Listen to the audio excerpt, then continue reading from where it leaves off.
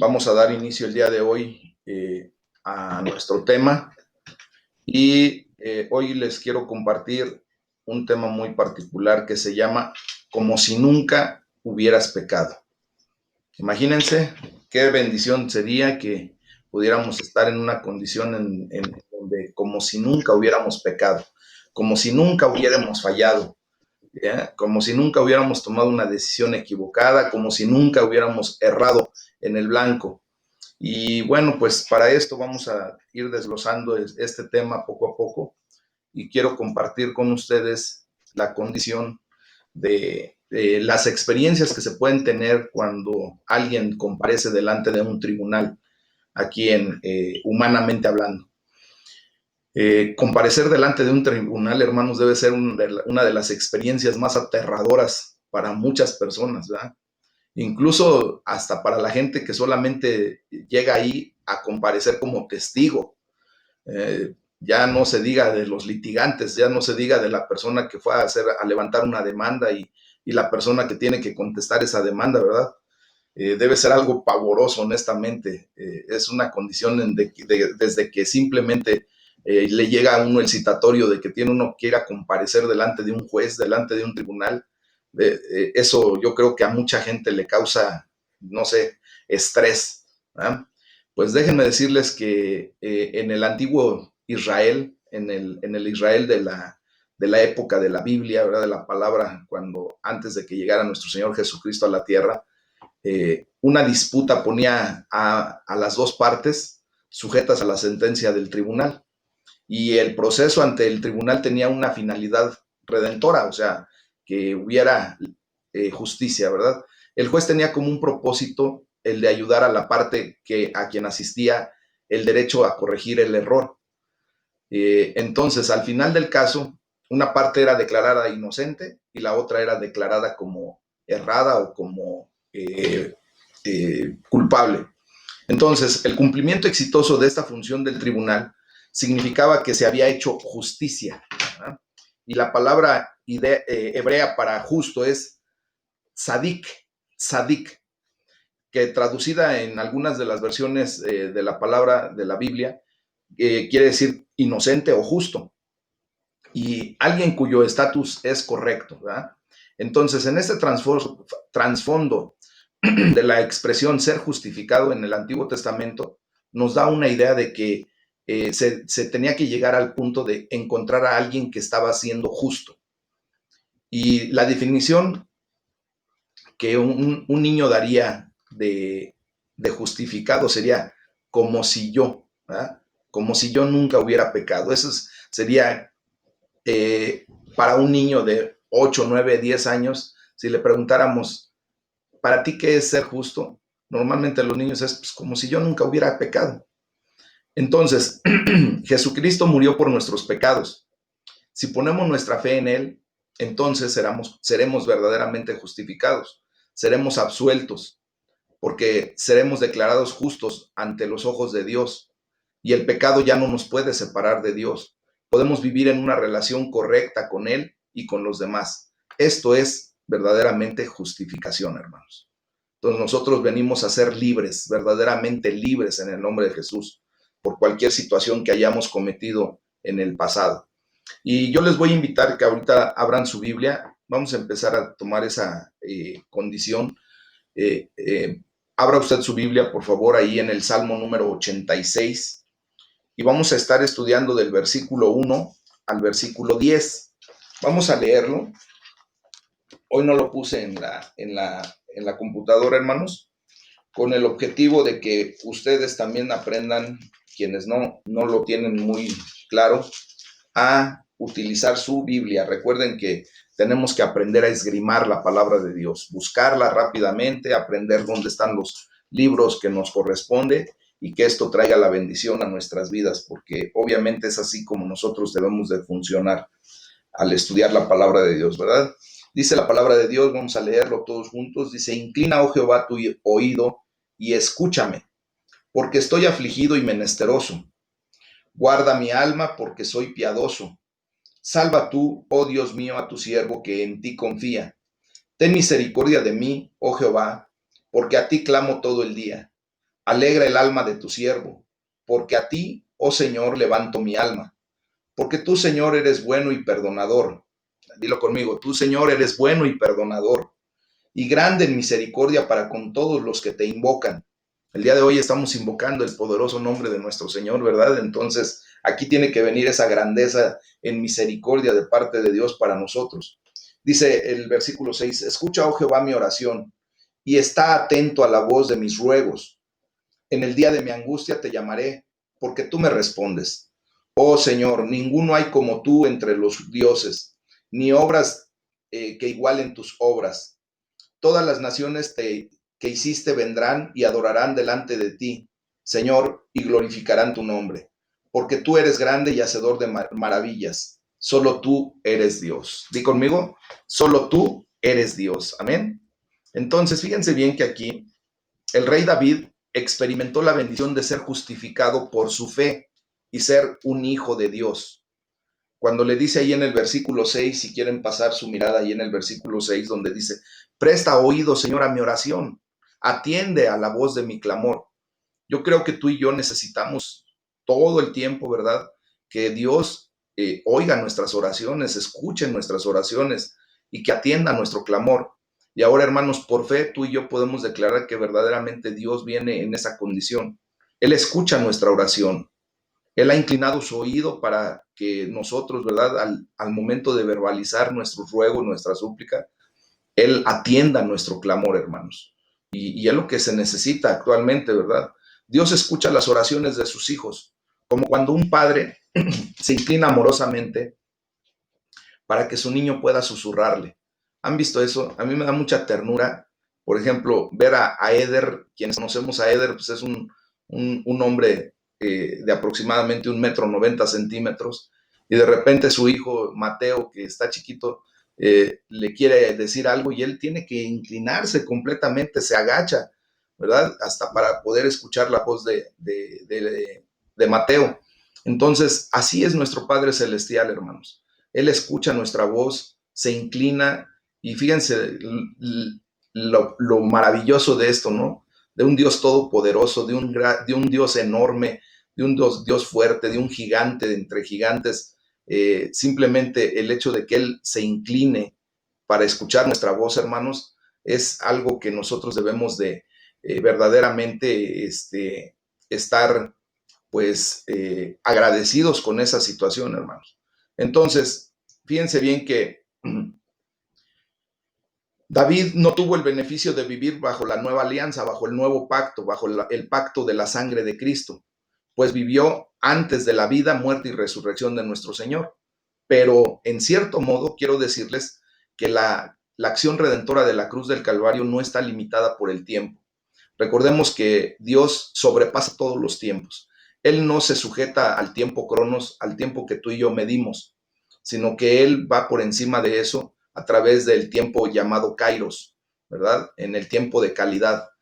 Entonces, bajo esa línea, la cruz de nuestro Señor Jesucristo fue efectiva incluso para aquellos que vivieron antes de que viniera nuestro Señor Jesús a la tierra.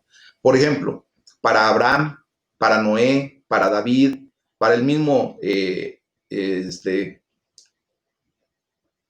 ahí se me fue el nombre de Moisés, ¿verdad? Entonces, de hecho, para todos ellos la cruz del Calvario significó su redención. ¿Por qué? Porque ellos confiaron, tuvieron fe. Y es la fe la única que nos lleva a esa verdad. Pablo, de hecho, destaca cómo David había conocido las maravillosas bendiciones del perdón y de la restauración de Dios. Y eso lo vamos a ver ahorita en Romanos 4. Entonces, en cierta forma, hermanos, Pablo está diciendo que David experimentó la justificación por su fe. Y pese a que el medio por el cual esta justificación fue completada aún no había sucedido, simplemente nosotros podemos ver que Dios ya había cumplido desde antes y para siempre la justificación por medio de la fe en Cristo Jesús. ¿Qué fue lo que sucedió primero? Primero, David entendió el amor de Dios. Tú y yo, antes de venir a los pies de Cristo, tuvimos que empezar a comprender el amor de Dios a través de la persona que nos empezó a hablar de Dios. Nos empezó a mostrar un amor bondadoso, a un Dios bondadoso, a un Dios lleno de amor. Y entonces eso nos lleva a comprender y a saber que el Señor está lleno de amor inagotable para los que piden su ayuda. Ahí lo pudimos leer en el Salmo 86, versículo 5, dice, porque tú, Señor, eres bueno y perdonador y grande en misericordia para con todos los que te invocan. Entonces, el segundo punto es que David sabía que Dios era misericordioso e indulgente. Vemos ahí en el versículo 3, en la parte A, dice, ten misericordia de mí, oh Jehová. ¿Ah? En el versículo 5 lo volvimos a leer, porque tú eres bueno y perdonador. Y en el 6b dice la palabra de Dios, dice, y está atento a la voz de mis ruegos. ¿Ah? Él siempre va a estar en esa condición. El tercer punto que podemos ver aquí es que David, aunque sabía que no merecía el perdón, así como tú y yo sabemos que verdaderamente no merecemos el perdón de muchos de nuestros actos, porque muchas ocasiones nos hemos pasado mucho de listos, ¿verdad?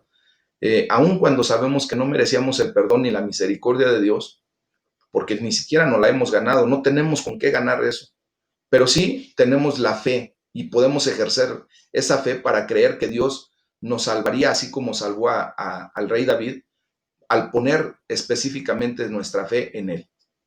Dice, vean lo que dice el versículo 2 nuevamente, dice, guarda mi alma porque soy piadoso.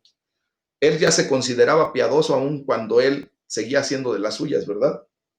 Dice, salva tú, oh Dios mío, a tu siervo que en ti confía.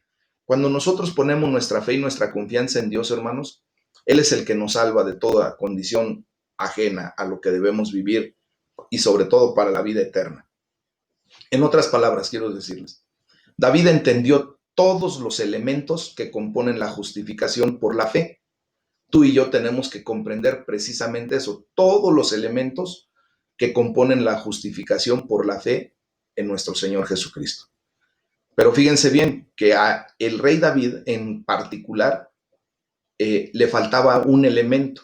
La única pieza que faltaba era la muerte y resurrección de nuestro Señor Jesucristo por nuestros pecados. Ahora tú y yo estamos más completos que el rey David.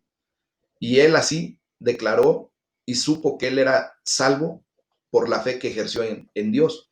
Ahora tú y yo sabemos y estamos bien seguros, más completos que ni siquiera el rey David, que ni siquiera Noé, que ni siquiera Abraham, porque ahora tú y yo ya conocemos de la muerte y resurrección de nuestro Señor Jesucristo para el perdón de nuestros pecados.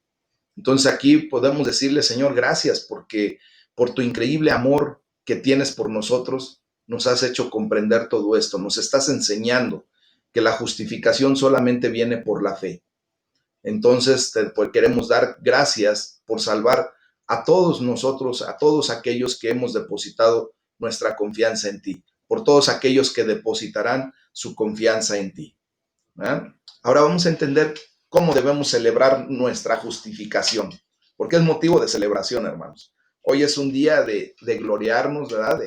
De celebrar al comprender nuestra justificación. Y vamos ahí al libro de Romanos, en el capítulo 4, y vamos a leer del versículo 1 al 15. Y dice la palabra de Dios. Acuérdense que hemos estado hablando de cómo Pablo trata el tema con los judíos y con los gentiles, ¿verdad? Entonces, está haciendo una disertación acerca de la justificación propiamente. Y aquí nos va a enseñar cómo Abraham fue justificado por la fe. Y hace una serie de preguntas. La pregunta que hace aquí el apóstol Pablo dice, ¿qué pues diremos? Dice, ¿qué pues? ¿Diremos que halló Abraham, nuestro padre, según la carne? Dice, porque si Abraham fue justificado por las obras, tiene de qué gloriarse, pero no para con Dios. Dice, porque ¿qué dice la escritura? Creyó Abraham a Dios y le fue contado por justicia. O sea que tú y yo cuando venimos a creer en Dios, se nos cuenta como justicia, hermanos. La fe es nada más lo que obra. Dice, pero al que obra no se le cuenta el salario como gracia, sino como deuda. Mas al que no obra, si no cree en aquel que justifica al impío, su fe le es contada por justicia. Como también David habla de la bienaventuranza del hombre a quien Dios atribuye justicia sin obras, diciendo, Bienaventurados aquellos cuyas iniquidades sean perdonadas y cuyos pecados son cubiertos. Bienaventurado el varón a quien el Señor no inculpa de pecado. Y entonces aquí viene que vuelve a hacer otra pregunta Pablo. Dice, ¿es pues esta bienaventuranza solamente para los de la circuncisión o también para los de la incircuncisión? Porque decimos que a Abraham le fue contada por la fe por justicia, ¿verdad? Y él él nunca había sido circuncidado ni fue circuncidado. Él estuvo mucho antes de esa condición con Moisés. Entonces dice la palabra de Dios ahí en el versículo 10, ¿cómo pues le fue contada? ¿Estando en la circuncisión o en la incircuncisión?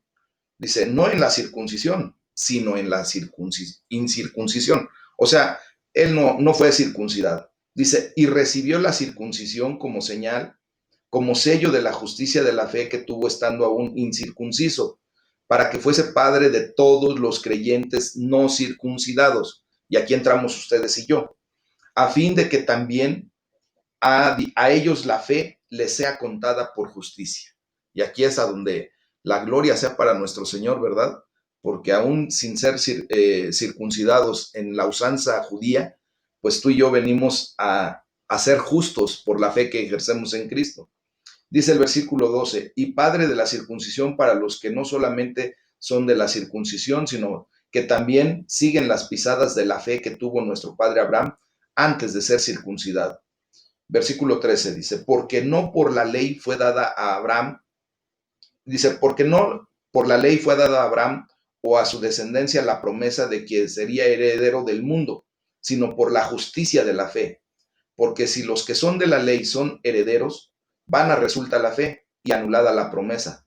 Pues la ley produce ira, pero donde no hay ley, tampoco hay transgresión. Entonces vamos a entender perfectamente bien. La pregunta sería, ¿cómo podemos nosotros, tú y yo, como seres humanos pecadores que somos y que hemos sido, ser justos delante de Dios? ¿Cómo lo podríamos hacer? ¿Cómo podríamos verdaderamente ser justificados ante sus ojos, ante su santidad? Recuerden que Él es santo, santo, santo.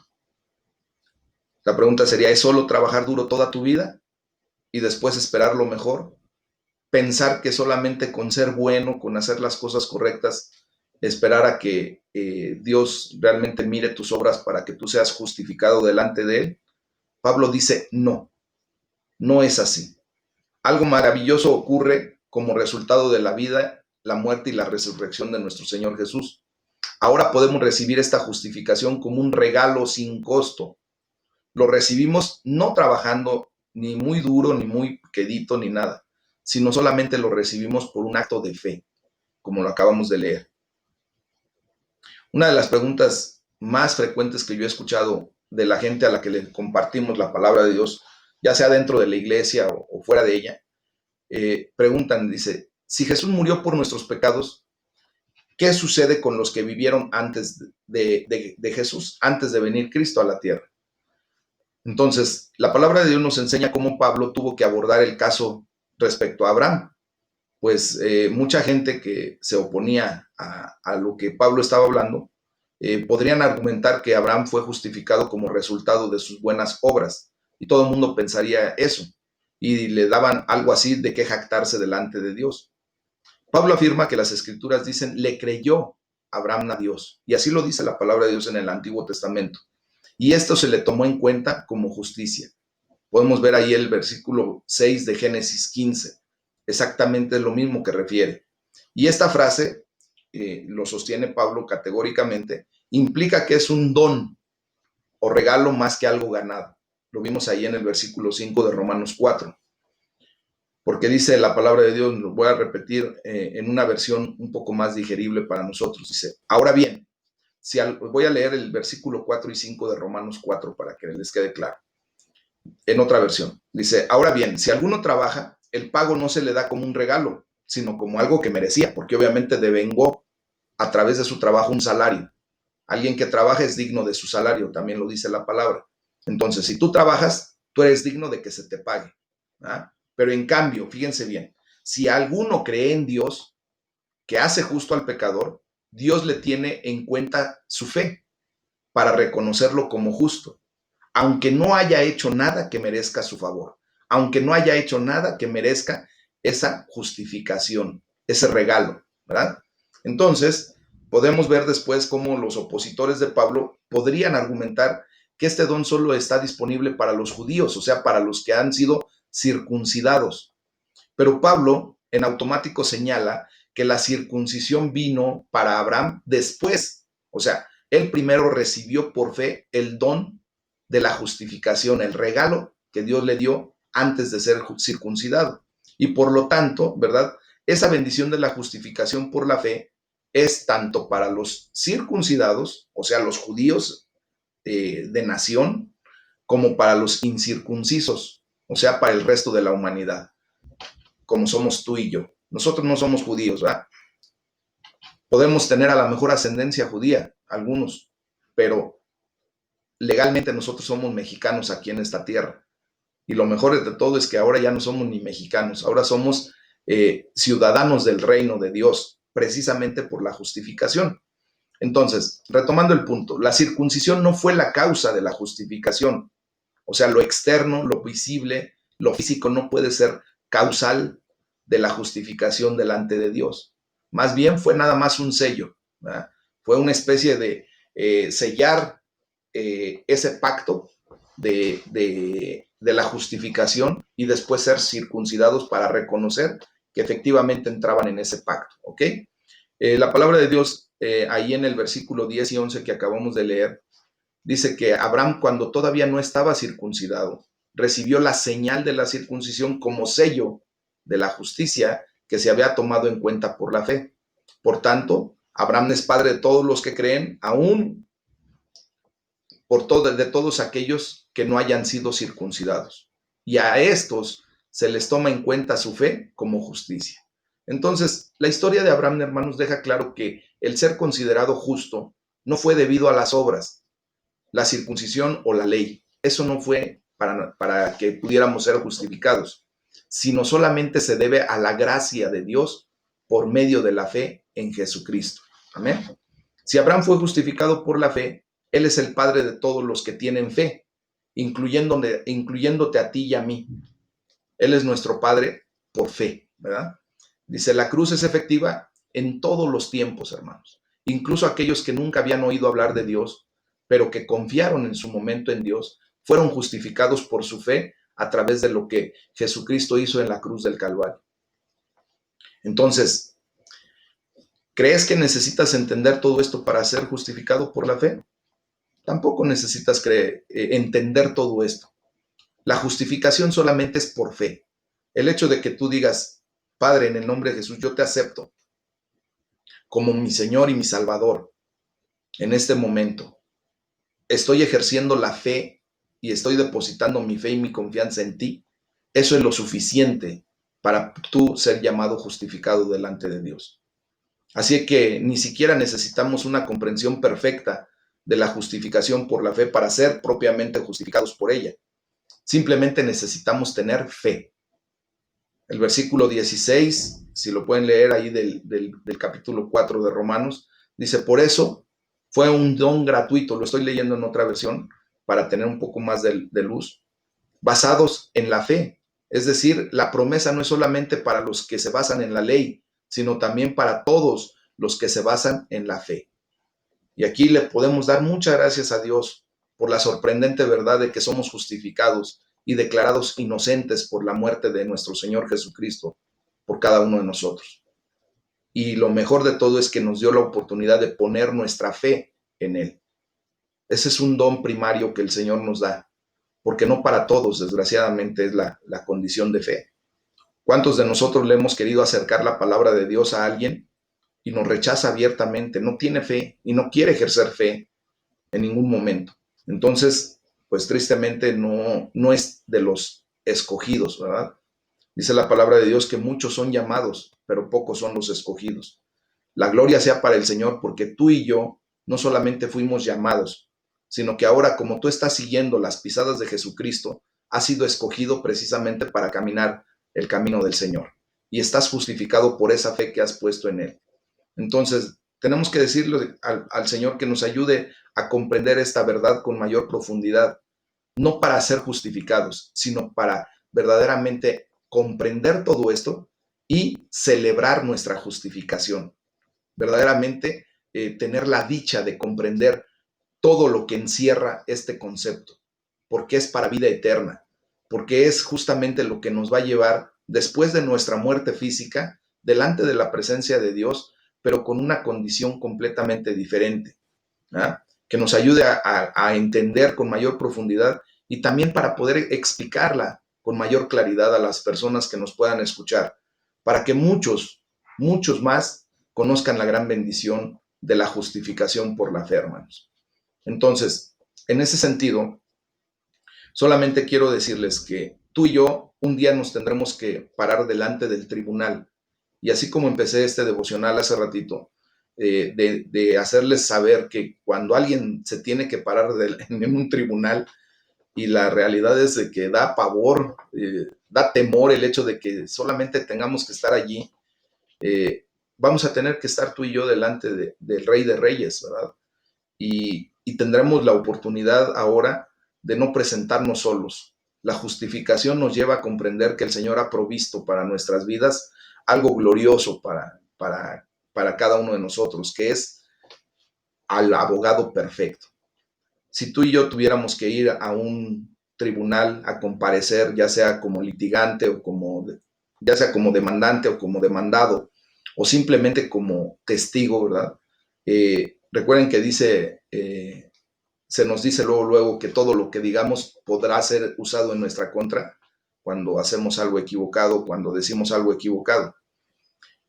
Honestamente, la gran mayoría de nosotros no sabemos la jerga que se utiliza, el vocabulario propiamente que se utiliza dentro de los tribunales, cómo el juez llama la situación, los tiempos que manejan, cómo se tiene que presentar un argumento, cómo se tiene que defender otro.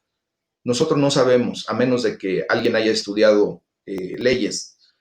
Entonces, cuando nosotros nos atrevemos a ir y querer defendernos nosotros mismos, muchas veces tristemente hacemos lo equivocado. Decimos una cosa por otra, no comprendemos bien el vocabulario que ellos utilizan y entonces puede ser perjudicial. Pero ¿qué pasa cuando vamos con un abogado? Obviamente esa persona estudió, tiene el conocimiento de cómo presentar el caso, de cómo argumentar, de cómo defender, en qué tiempos hacerlo, ¿verdad? Si se tiene que presentar una moción, si se tiene que presentar la jerga que ellos usan. Entonces, ¿qué sucede? Que el abogado nos va a dar mayor oportunidad de defensa o en su defecto de poner las cosas en el orden que deben de ser. Si tú y yo nos fuéramos solos delante de la presencia de Dios, porque está establecido que un día tú y yo tenemos que morir a esta vida, a este cuerpo físico, y después de eso el juicio, tenemos las dos opciones. Tú te puedes presentar solo delante de Dios y tratar de defenderte con tus argumentos, tratar de defender el hecho de que el Señor te pregunte, ¿por qué te tendría que dejar entrar a mi reino? Porque esa va a ser la pregunta, ¿verdad? ¿Qué necesitas? ¿Qué quieres? No, pues quiero entrar a tu reino, Señor. ¿Por qué te tendría que dejar entrar a mi reino? Ah, es que yo fui bueno, yo hice esto, yo hice el otro, yo aquello, a todo lo que tú puedas argumentar. Y el Señor te va a decir, mira, todas tus obras no te alcanzan. El estándar que tú tendrías que cumplir para poder entrar al reino de los cielos se llama perfección. Y es un estándar increíblemente alto. Nosotros como seres humanos nunca vamos a poder alcanzar la perfección. Y entonces no podremos entrar al reino de los cielos en nuestros argumentos, con nuestras obras, con lo poco o mucho que tú y yo pudiéramos haber hecho, no podríamos llegar a esa condición. Luego entonces tendríamos que llevar a nuestro abogado.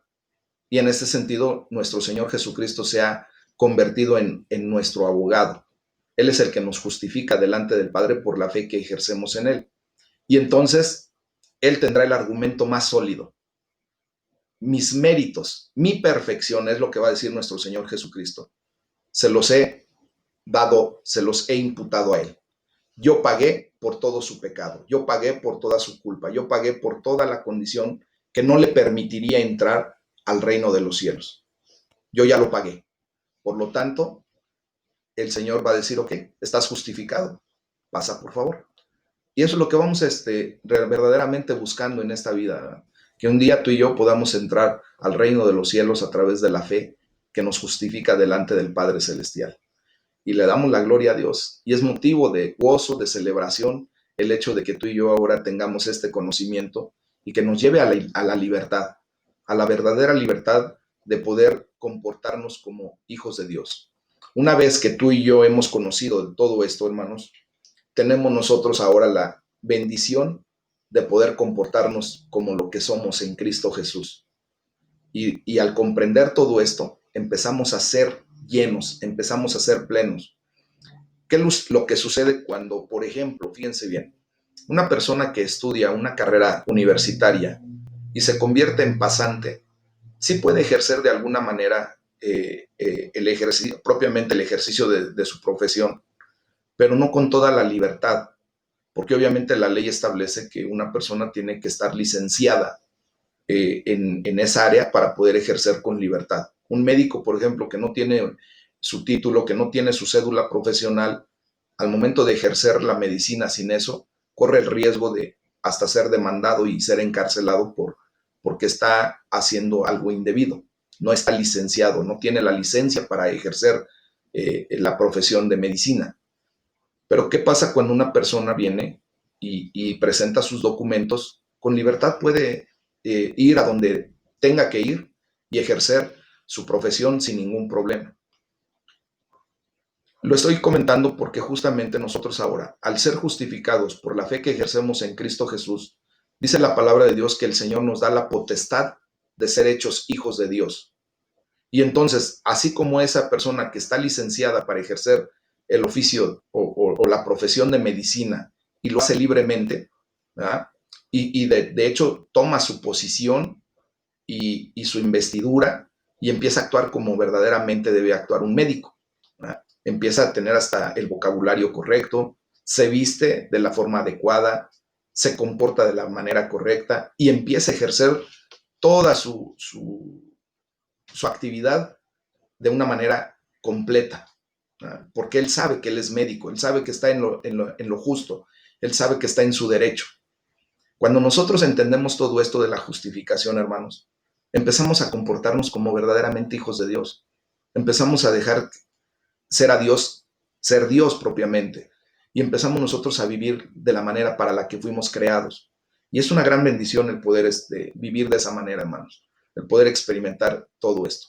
Entonces, yo les invito a que disfrutemos de nuestra justificación, que la celebremos como si nunca hubiéramos pecado, porque verdaderamente para Dios es lo que significa el hecho redentor de nuestro Señor Jesucristo. Él nos ha lavado, nos ha limpiado de toda nuestra maldad, de todo nuestro pecado, y ahora tú y yo podemos celebrar la justificación y todo aquello que pasó ya fue. Ahora comportémonos como verdaderos hijos de Dios, entendiendo todo esto. La palabra de Dios nos enseña en segunda carta a los Corintios, capítulo 5, versículo 17, dice, de modo que si alguno está en Cristo, nueva criatura es. Las cosas viejas pasaron. He aquí, todas son hechas nuevas. Entonces, lo que tú y yo vivimos antes de venir a Cristo, lo tenemos que dejar atrás y empezar a vivir una vida nueva en Cristo Jesús. Ahora bien, de las personas que me están escuchando, posiblemente haya algunas personas que aún no han recibido a Cristo como su Señor y Salvador, que no han hecho su oración de fe. Yo por fe la voy a hacer aquí y yo te invito a que tú levantes tu voz en este momento y si es tu deseo verdaderamente recibir a Cristo en tu corazón, que hagas esta fe de oración, esta oración de fe, perdón, conmigo, para que de esa manera tú también tengas el derecho de ser llamado hijo de Dios. Cada quien tiene su realidad delante del Señor. Solamente me voy a permitir dirigir en esta oración y hazlo tú de todo tu corazón. Has empezado a comprender todo lo que Dios verdaderamente es y te invito a que hagas esta oración. Bendito Padre Celestial, en este momento yo me dirijo a ti, Señor, primeramente para agradecerte por este tiempo que he tenido la oportunidad de estar delante de tu presencia.